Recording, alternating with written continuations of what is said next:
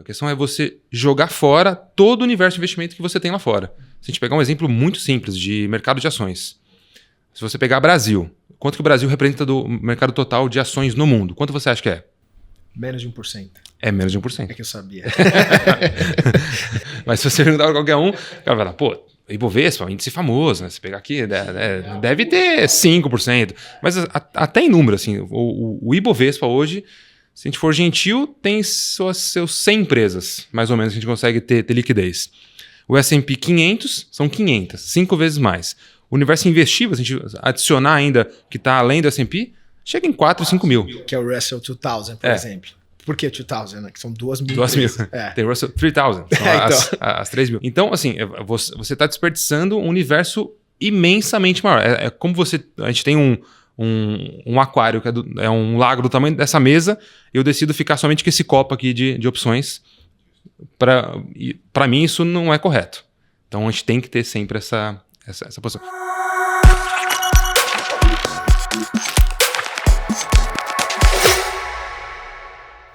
Olá, sejam bem-vindos. Estamos de volta com mais um episódio do Na Mesa com a Gestão. Temos que ter uma conversa muito importante que impacta os portfólios de investimento de todos. Sabemos que ter um portfólio diversificado faz toda a diferença. Quando entramos nesse assunto, investir no exterior é necessário para diversificar geograficamente, podendo gerar acesso a estratégias e setores mais maduros. Para essa conversa, convidamos os gestores mais experientes aqui da Bradesco Asset quando o assunto é investimento no exterior. Tenho o prazer de conversar com Roberto Sadal, o nosso Bob, do time de renda variável, que representa a gestão dos fundos de ações no exterior aqui da Asset. Bem-vindo, Bob. Fala, Rafa, Marquinhos. Obrigado pelo convite. Muito bom falar com vocês. Excelente. E o nosso outro convidado é o gestor Marcos Sena, do time de solução de investimento, ou do famoso FOF, Fund of Funds, responsável pela seleção de gestores e gestão de estratégias de fundo de terceiros no exterior. Bem-vindo, Marquinhos. Obrigado, Rafa. Obrigado, pessoal. É um prazer falar desse assunto. A gente gosta bastante, então pretendo ajudar aqui bastante. Pessoal. Excelente. Então, é um bate-papo. Então, vou aproveitar a presença de vocês aqui para a gente discutir um pouco esses assuntos que é bastante pertinente para todo mundo. Eu quero começar esse papo trazendo um pouco sobre o que está acontecendo no noticiário atualmente, e que é principalmente a mudança de política econômica nos Estados Unidos após a vitória do Trump. Claro que a gente já estava mapeando isso antes da vitória e o mercado mesmo já reagiu antes da vitória dele. Mas essa política econômica que ele tem trazido traz incertezas muito com relação à parte de tarifas, parceiros, a parte de geopolítica principalmente, e eu quero voltar a discussão principalmente para isso. Então, considerando aqui a experiência de vocês, o que vocês entendem aqui nesse sentido que pode impactar os portfólios, quais são os riscos, e claro que quando a gente fala de riscos, sempre tem alguma oportunidade. Verdade. Rafa, a gente está vendo muito nervosismo no mercado, né? Por conta dos primeiros dias de governo do Trump. Acho que esse nervosismo vem, em grande parte, pela forma, né? A forma meio errática, meio quase caótica, assim, dos anúncios das medidas. E são temas importantes, né? Tem a parte de imigração, né? A parte de conflitos geopolíticos, as guerras, assim. Tem a parte também de tarifas, né, que é muito sensível, e da desregulamentação também. Sabe que todos esses temas não é novidade, né? Eles já estavam assim na campanha do Trump, e mesmo que a gente já viu ele no primeiro mandato. Então a gente já sabia que ele ia tratar desse assunto. Mas sabe que isso está fazendo preço no mercado, tanto nas ações, nos juros, né, nas moedas também, e isso está afetando, né? Eu acho que a gente tenta tirar um pouco o ruído. E aí o Trump, a gente tende a simplificar um pouco. O que é Trump, né, para a gente? Acho que para a estratégia é um crescimento, um impulso de crescimento no curto prazo, só que ele pode vir com uma inflação no longo prazo. Então vamos começar do lado bom, né? Acho que o impulso, o lado bom, acho que é o impulso de curto prazo. O que é isso, né? Tem uma expectativa de cortes de impostos, por exemplo, que vai dar um estímulo para a economia. Mas também vai ter a parte de desregulamentação. Alguns setores como petróleo, a parte financeira, agora até as big techs, né? A gente está vendo uma movimentação, eles participando do governo, isso pode dar um impulso de atividade.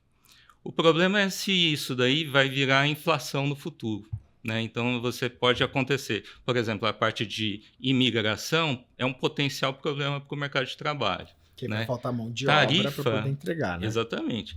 Tarifa, eu acho que é bem agora na veia, né? Porque você começa a encarecer a cadeia produtiva e os bens de consumo, né? Então, é essa.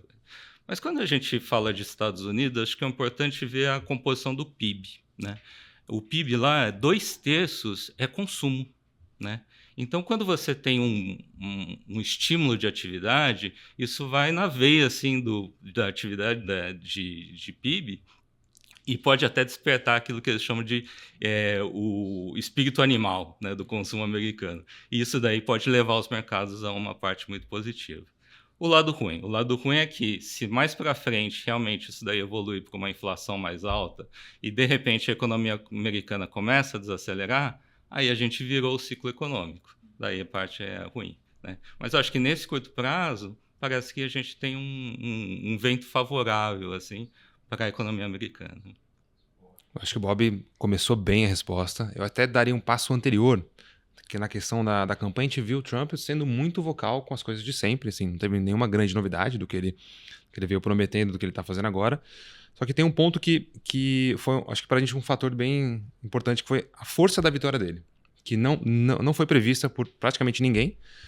Eu acho que isso fortaleceu ele a ter esse comportamento um pouco mais agressivo no tom. Então, muita coisa que ele vem comentando ao longo de novembro até então, seja por questões de corte, aquela questão de America First, esse excepcionalismo da América, que ele tem sido bastante vocal, ganhou muito mais peso porque ele foi uma vitória esmagadora, assim, praticamente nenhum meio que a gente acompanhava sequer chegou perto desse número. No Congresso também, ambos os lados, exato.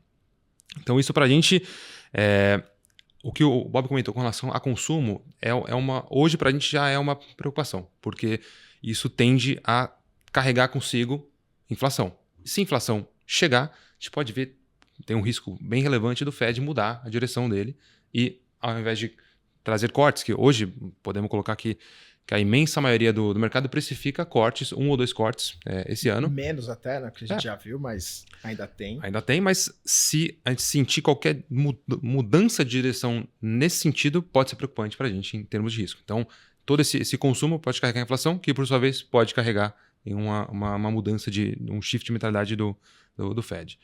Acho que outro risco também, que acho que o Bob acabou não comentando, que a gente está bastante preocupado, é essa questão tarifária, que hoje é meio quase uma questão populista, que ele do dia para a noite implica 25% no país, 20% em outro, 15% em outro.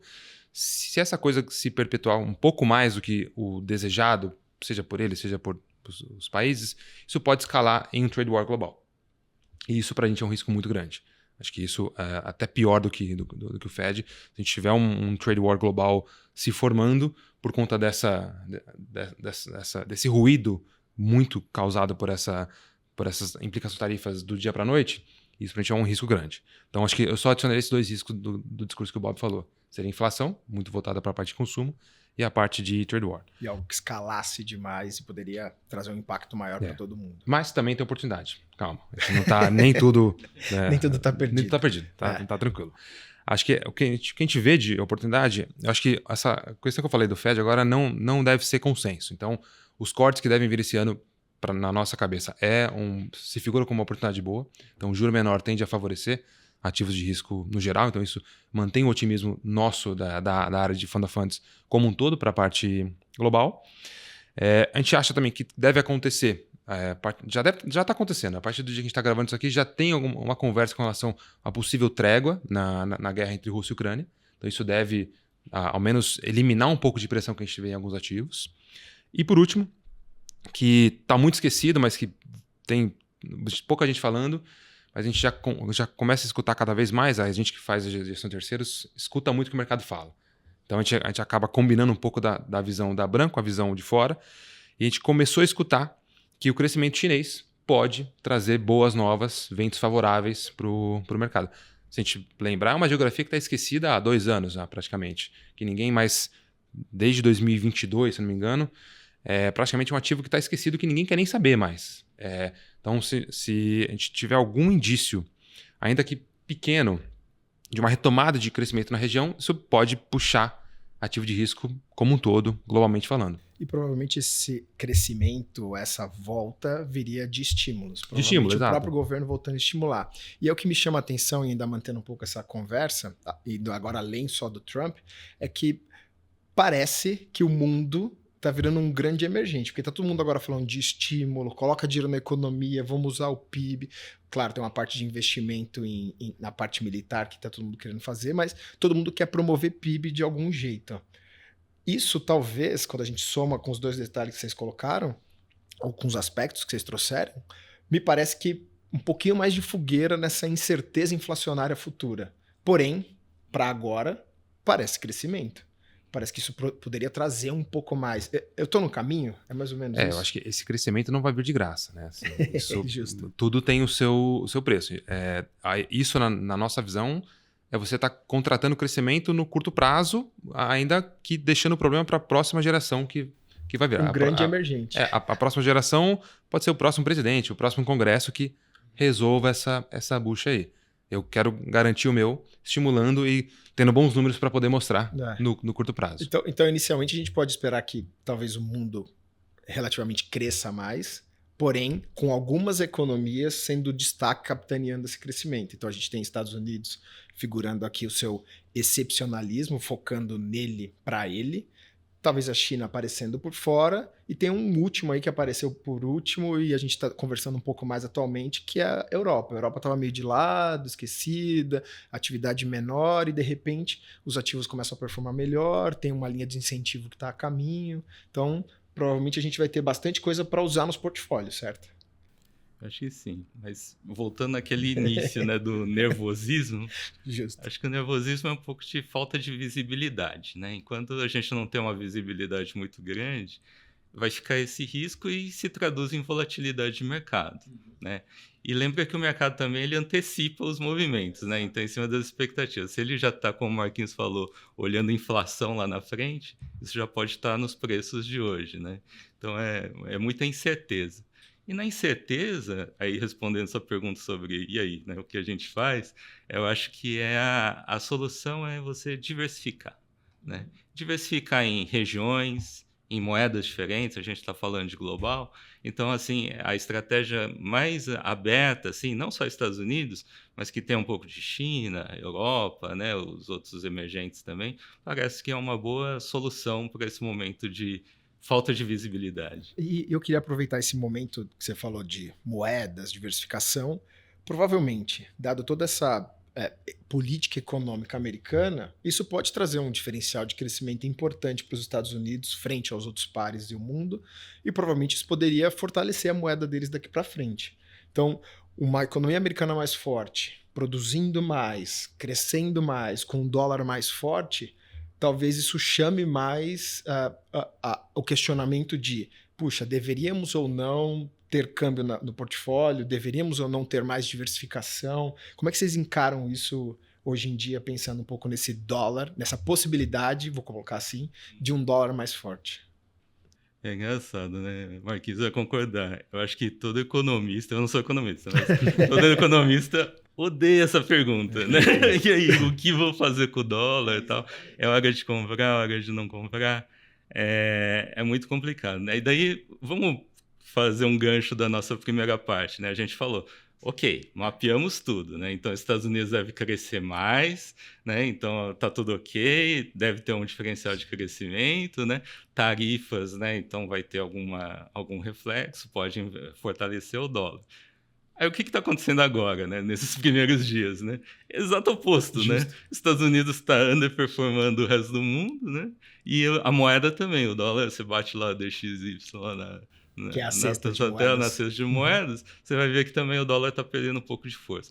Talvez seja porque no final do ano passado, né, teve um exagero. muito forte, né? E desde a eleição, principalmente, o dólar foi muito valorizado, né?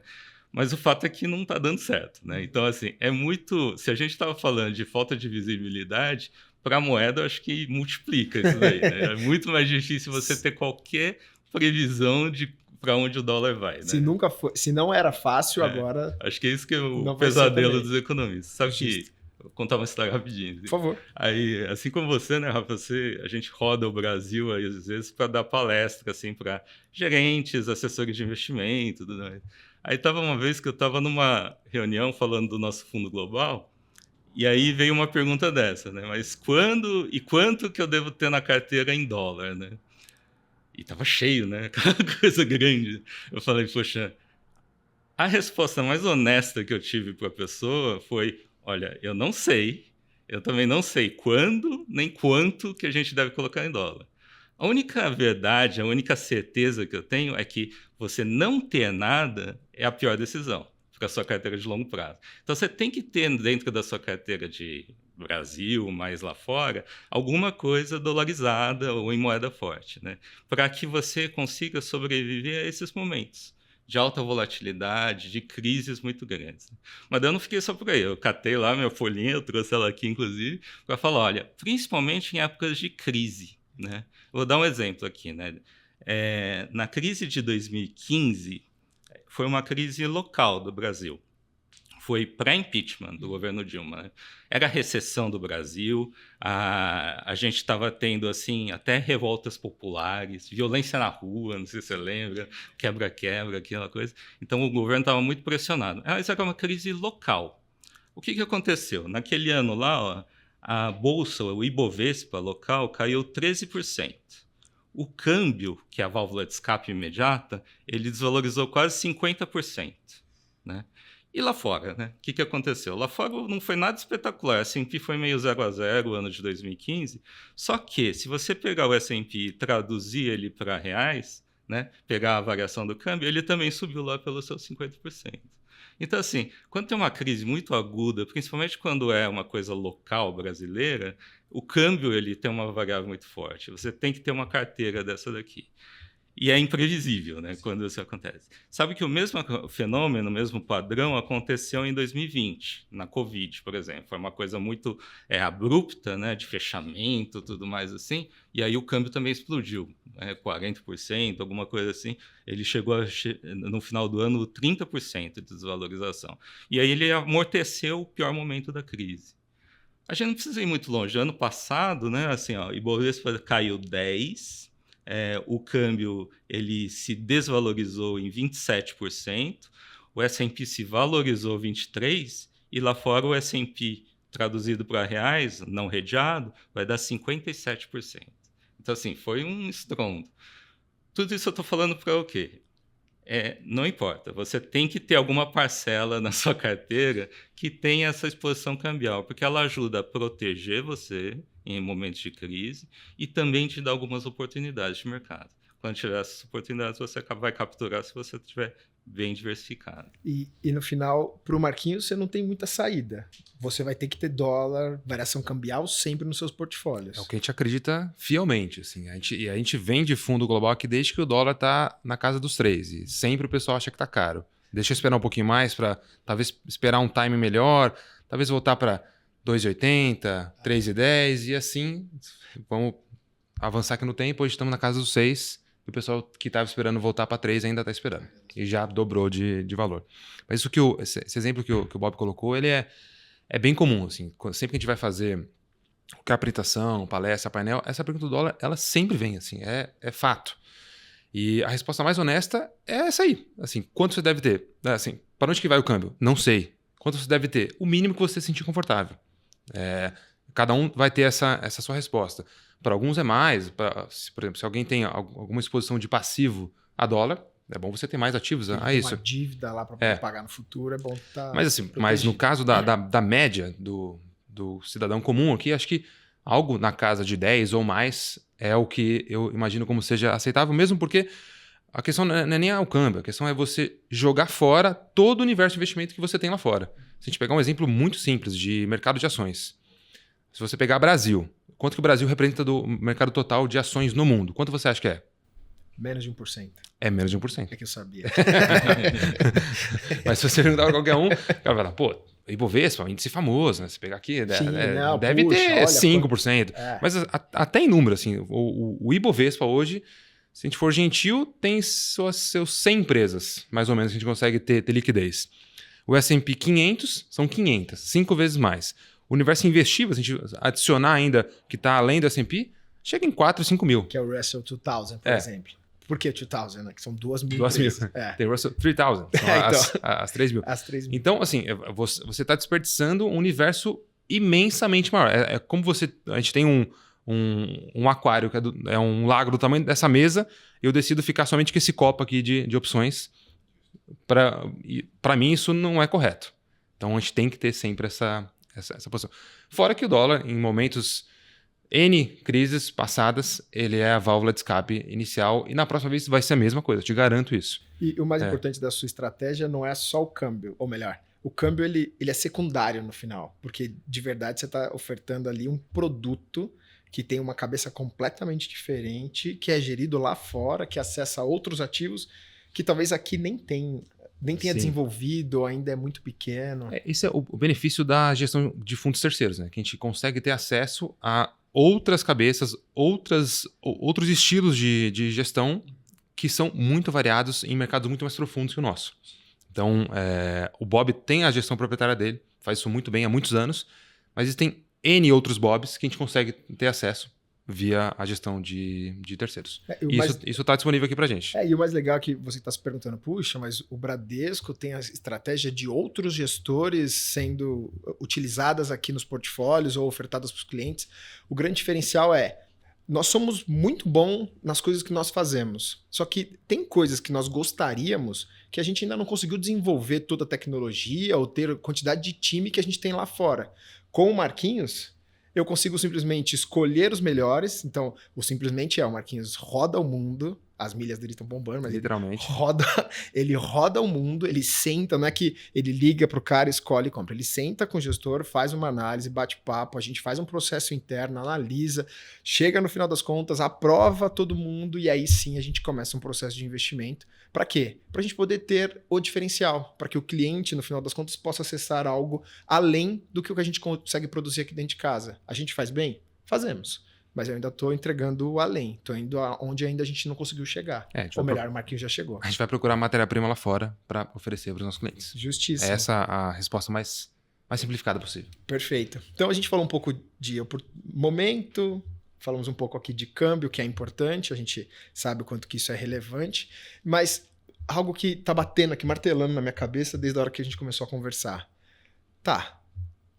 E essa inflação? Porque nós no mercado financeiro e os investidores, é todo mundo muito ansioso. Se a gente acha que algo poderia acontecer em algum momento hipotético no futuro, a gente já começa a montar a posição agora, ou desmontar, né, dependendo do momento. E nessa linha de ter mais inflação, puxa, a gente sabe aqui, que está trabalhando no dia a dia, e você agora vai saber, talvez não soubesse, mas quem sabe vai corroborar, que mais inflação provavelmente corrobora para uma taxa de juros mais alta ou mais alta durante mais tempo. E quando a gente pensa em investimento, taxa de juros alta é desconto mais alta. Então isso vai impactar os portfólios porque vai bater no preço dos ativos, vai fazer com que os preços dos ativos sejam menores. Então, uma inflação possível mais alta e talvez uma curva de juros, as taxas que comecem a refletir isso, talvez impactem negativamente os portfólios ou já se não estão impactando. Então, eu queria um pouco que vocês me ajudassem aqui a desenrolar essa parte, que puxa, inflação mais alta, taxa de juros mais alta, vocês já estão percebendo alguma coisa com relação aos portfólios? Ou o que a gente deveria estar atento para quando a gente perceber mais inflação ou alguma coisa parecida, taxa de juros, como é que ficam os portfólios e como sair dessa armadilha? Acho que é complexa, mas... É complexa. Taxa de juros altas, acho que aqui no Brasil ou no mundo inteiro, sempre vai ser o inimigo das ações, né, no mercado de renda variável. Então, isso vai acontecer porque acho que pega diretamente em empresas alavancadas, por exemplo, com dívidas, né? Então, a taxa de juros sobe, a dívida sobe. Mas mesmo na parte, você até conversou com analistas, né, Rafa? Quando o analista faz conta, né, ele afeta no valuation nessa conta, porque ele afeta a taxa de desconto. Taxa de juros, ela está na conta da taxa de desconto. E aí ele desconta isso para valor presente, vai dar um valor menor. Então, obviamente, toda vez que tiver a tendência a um aumento de taxa de juros vai refletir nos preços das ações, porque vai trazer o valor presente a um valor menor, por valuation você já desconta. Então isso deve acontecer, e só que acho que a pergunta aqui é quando, né? Qual o timing, né? Como eu falei no começo, a falta de visibilidade, acho que muita gente do mercado que a gente tem conversado ou tem lido, é impossível, né, ter previsão, visibilidade. Eu acho que eles estão mais esperando para ver de fato as consequências e, né, o que vai ser, principalmente das medidas do governo Trump, para que aí sim a gente tenha uma tendência um pouco mais clara e aí sim começa a fazer. Se acontecer isso que você falou, tá claro que vai ter um aumento de taxa de inflação, aí os bancos centrais vão ter que aumentar juros, e esses juros vai permear o valuation, e aí vai ter que impactar. É claro que a gente vai acabar sofrendo um pouco. É o que eu falei, que pode ser uma virada de ciclo econômico, né? E aí sim a gente pode entrar numa desaceleração com juros altos. É um cenário ruim para a Bolsa. Mas a gente está esperando que a inflação poderia ser mais alta em função das coisas que fariam a atividade ficar mais forte e a Bolsa andar mais. Então, é meio que a gente nem pegou a primeira parte e já está preocupado com a segunda. Por isso que eu acho que a gente tem que aguardar, na verdade, né, para ver as reações, as expectativas e aí sim tomar as melhores decisões. Justo. Eu queria trazer um pouco da visão do pessoal que a gente tem conversado lá fora. Assim, apesar o Bob comentou que o mercado tem mania de antecipar tudo. Isso é fato. Assim, o mercado tem essa mania de querer antecipar sempre o próximo movimento e já precificar agora. O exemplo que a gente pode botar de S&P para esse ano é exatamente esse. Então, o S&P subiu tudo que dava em novembro e dezembro, e aí quando começou de fato o Trump 2.0, o mercado deu essa realizada, mas porque ela botou muita coisa na conta quando viu que a realidade ela é um pouco diferente daquilo que se estima quando faz conta. Mas o ponto que eu quero trazer é o seguinte: quando a gente olha a média da alocação global lá fora, a gente vê o investidor muito otimista ainda. Então a gente vê o nível de caixa na mínima histórica dos últimos 15 anos. Então a gente tem um relatório que a gente acompanha de uma casa de sell-side, que é bancos que fazem pesquisa para nós de assets. Eles fazem uma pesquisa com 200 alocadores. Então 200 alocadores e gestores. É uma boa amostra do que é a indústria. E o nível de caixa médio dos portfólios hoje está na mínima histórica de 15 anos. Isso para a gente é bem importante. É um número bem agressivo. Apesar de, nominalmente, ele não ser tão expressivo, ele está em 3,9, sendo que a média é 5 ponto alguma coisa, o indicativo é que o mercado ainda está bastante otimista. Na média, o pessoal está comprado em ações e deixando quase tudo de lado, porque continua otimista com ações. Apesar de muita gente não apostar que Estados Unidos deve ser o cavalo do ano, a maior exposição nas carteiras hoje os Estados Unidos. Então é uma coisa assim, é uma dicotomia difícil de você explicar. O pessoal aposta que o índice europeu é o que mais vai andar, mas se você olhar a carteira de todo mundo, está long Mag 7. Que são as magníficas as longas as empresas de tecnologia.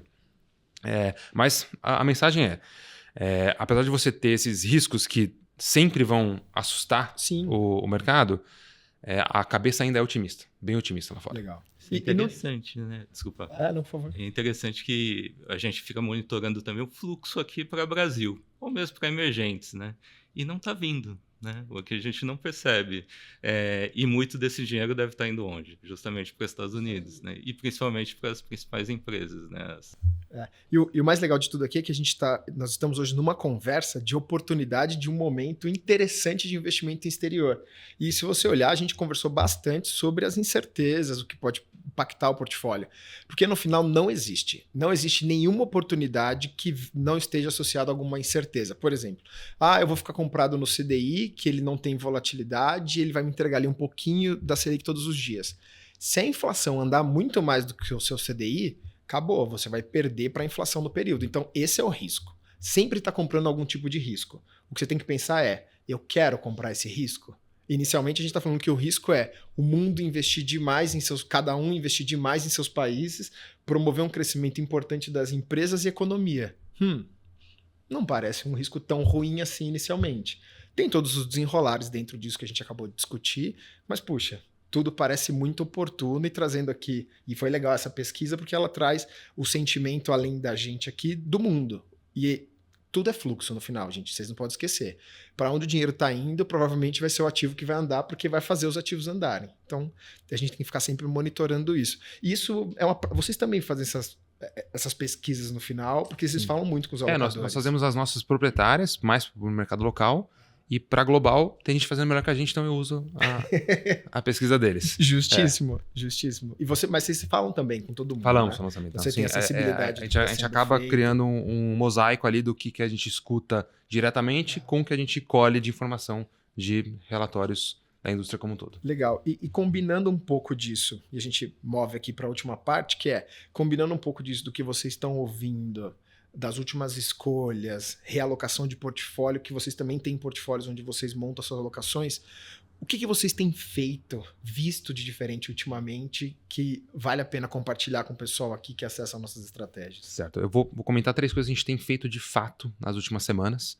Então, a gente começou a aumentar um pouco da aposta em renda fixa global, em reais, tanto por conta do diferencial de juros, que a gente tem um benefício ali quando a gente faz a proteção da moeda, quanto o juro lá fora se tornando possivelmente mais atrativo, a gente já enxerga um cenário para um país que vale a pena voltar para esse risco.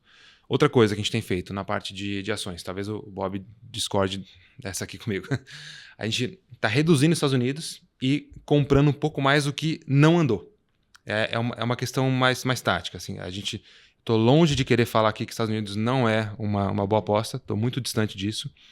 É como disse o velhinho lá de Omaha, never bet against America. Eu não vou apostar contra os Estados Unidos, mas taticamente a gente entende que deixou de andar algumas regiões, especialmente a Europa. Então a gente fez esse movimento ao longo de janeiro, bem taticamente, mas é uma coisa que a gente tem feito, mais com a cabeça de capturar o que ficou para trás, que não andou. E por último, na parte de liquid outs, na parte de multimercado, tem uma classe que a gente gosta bastante, que ficou um pouco amassada dos últimos 2 anos, que é a classe de event driven, classe de eventos corporativos, que é uma espécie de classe de fundo que trada JVs, M&As. Então, todo evento que você vai ter corporativo de uma empresa, uma comprando a outra, ou fazendo alguma fusão, aquisição, ou algum covenant que você... Você está me poupando vários letterings lá já. Alguma cláusula de dívida que você tem, que você gatilha um resgate, isso pode se tornar um evento corporativo. Estou até pensando aqui para não usar os termos. Eu te provoquei. Boa. Mas essa classe específica, ela tende a ter uma correlação muito baixa com o restante da indústria. E ela ficou bem amassada nos últimos 2 anos do governo Biden, porque os responsáveis legais dos órgãos americanos que tratavam desse tipo de assunto eram muito contra a formação de grandes conglomerados e votavam contra muitas das vezes. Então, acabava minando um pouco desse ímpeto desse tipo de operação. Com o Trump 2.0, ele já trocou essa posição, já tem pessoas mais pró-business, então o negócio está mais aquecido. Então, a gente tem colocado mais peso em eventos corporativos nos nossos fundos multimercados. Perfeito. Bob, contra, a favor? Do lado de equities, a gente comentou muito aqui de risco, todo mundo amigo né? aqui, tá, gente? Mas a gente gosta do conflito. A gente falou muito de risco, né? O câmbio para proteção, tudo mais.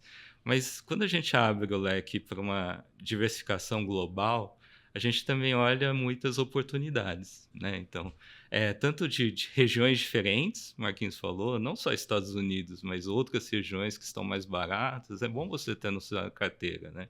Essa diversificação geográfica ou de moedas, assim. Mas também, uma palavra que eu gosto é acesso, né? Você tem essa diversificação em diferentes ativos ou regiões, mas você também tem acesso a algumas coisas que não temos aqui no Brasil. Então, alguns setores muito importantes e grandes lá fora, como, por exemplo, a parte de tecnologia ou mesmo de inteligência artificial, mas não só isso. Tem biotecnologia, tem mobilidade urbana, tem saúde, biotecnologia, obesidade, tem muitos temas assim que não estão presentes aqui e que você pode ter isso como oportunidade na sua carteira. Ao final de tudo isso, o que a gente aprendeu com crises ou ralis aí de mercado é que se você tiver essa diversidade, essa diversificação em ativos na carteira, ela vai te dar um balanço, um equilíbrio do seu portfólio que vai ser muito positivo no longo prazo. Então é isso que a gente está tentando fazer na carteira atualmente. Claro, a gente gosta sim ainda da ideia dos Estados Unidos, só que está diversificando em outras regiões e outros setores. Está são interessantes. Mais global eu acho que sim. do que especificamente aí você uma consegue capturar todos esses benefícios aí de ter uma carteira global. Faz sentido. No final das contas, você equilibra o portfólio, mesmo se você diminuindo um pouco dos Estados Unidos e indo para os outros, você está ficando um pouco mais equânime também, porque talvez você devia estar um pouco mais carregado nos Estados Unidos. Porque, no final, como você comentou, a maioria dos gestores está mais carregado nos Estados Unidos. Então, você está inovando ali, até trazendo esse de eventos corporativos para acessar os Estados Unidos no que te interessa, que é o que faz mais sentido. Perfeito. Gente, muito produtivo. Tenho certeza que vocês têm muita informação aqui, muita coisa para vocês estudarem depois. Eu sempre provoco. Cara, vai depois ler algum dos termos que o Marquinhos trouxe aqui, vai estudar um pouco, porque tem muita coisa boa. Ficou com dúvida de alguma coisa? Manda no chat no vídeo que a gente tenta responder. A gente põe a Vicky para responder lá, ela fica full time focada nisso. E eu quero agradecer a oportunidade de falar com vocês novamente. Gostaria de pedir aqui encarecidamente que vocês fiquem atentos aos nossos conteúdos que a gente publica no YouTube, Instagram, LinkedIn. E, puxa, comentem. Peça para o pessoal comentar, compartilha com a família, ajuda a gente aí a divulgar aqui esse conteúdo que é muito rico, muito atual e espero contar com a presença de vocês na próxima. Até lá!